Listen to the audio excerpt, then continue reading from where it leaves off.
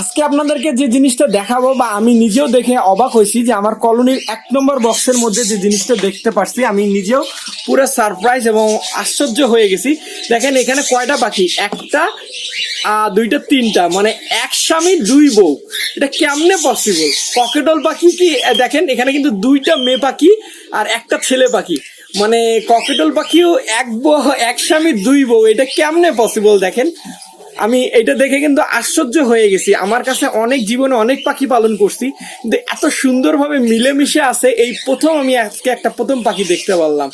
দেখেন আপনারা নিজে দেখেন, এই যে পিছনে যে দুইটাই মেয়ে আর সামনে যেটা বসে আছে এটা একটা ছেলে, এবং কত সুন্দর করে দুইটা মেয়ে বসে আছে, কোনো মারামারি নাই, কোনো গন্ডগোল নাই। এদের কাছ থেকে আসলে দেখে অনেক কিছু শেখার আছে আমাদের। সত্যি আমি পুরো সারপ্রাইজ এদেরকে দেখে আজকে।